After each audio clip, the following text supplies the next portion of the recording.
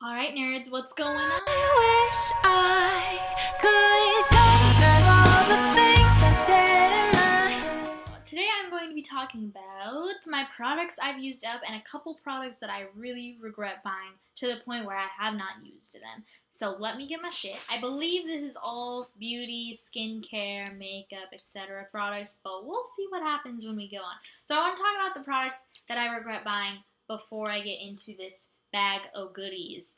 And so the first one I want to talk about is this dry shampoo by Tresemme. It is fucking terrible. I used this in my hair twice.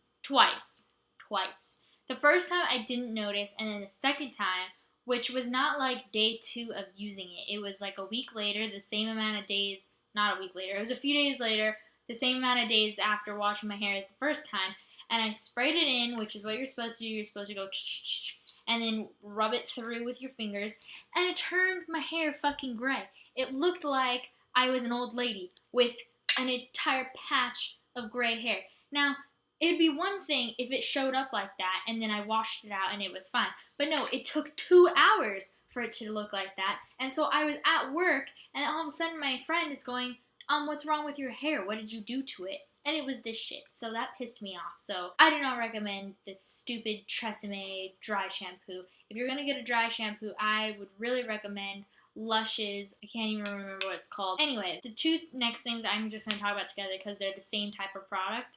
And it is just like anti-redness concealer, so they're both green. And the first one is by L'Oreal Paris. This is the Magic Anti-Redness Correcting Primer. So it's technically primer. So this one is really thin. So I put it on my hand and then tried to rub it into just my red spots.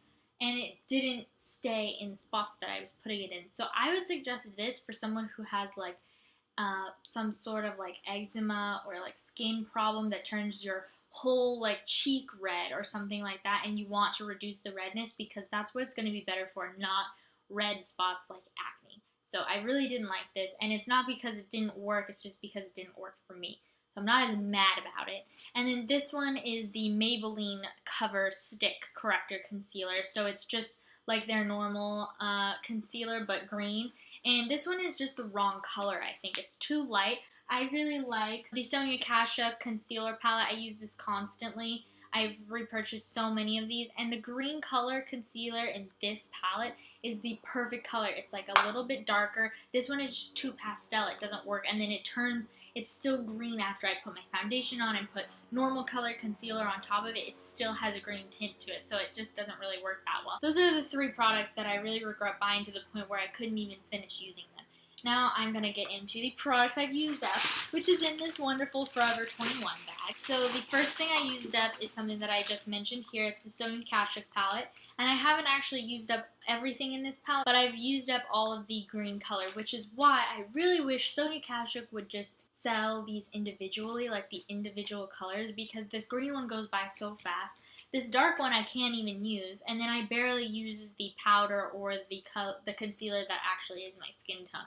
And I just use this so much every day on my acne. So I really wish you would change it, but I love the color of this concealer, the green one. It's so nice, smooth, it goes on fine, and then it gets covered up with my foundation, and it completely dissipates that redness that I have. The next thing that I have, I finally finished up my Urban Decay eyeshadow primer potion that I got with my Naked palette 15,000 years ago, so it's just a baby. And I finally used this up, and then I tried using it yesterday, and it didn't have any more in it.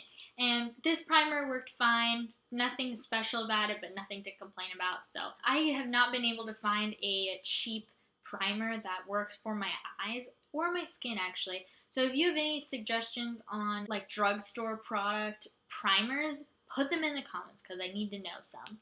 And then the next thing I finished up is my Erase Paste. This is just the sample size. I bought this along with a mini Professional, and there was one other thing, I think a Benetint, or it was a Girl Meets Pearl actually. So I bought like a little mini package of those 3. But yeah, so I finished this up finally, so I need to buy a new one pronto. I use this for under my eyes. It brightens up those dark circles. So that's that. I finished up one of my e.l.f.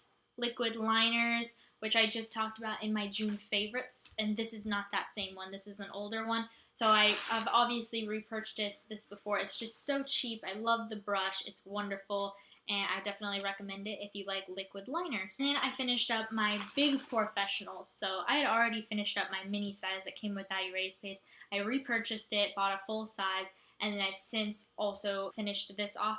They've since redone the packaging so they don't look like this anymore, but the product is exactly the same. It's wonderful. It's slightly skin tone tinted, which I kind of like, but it's a little bit drying on the skin. It like feels just dry when you put it on. So I have been preferring the Tarte primer lately, but I still would probably repurchase this eventually. I have some Almay makeup wipes. I've talked about these in a few videos, and it's just makeup remover wipes.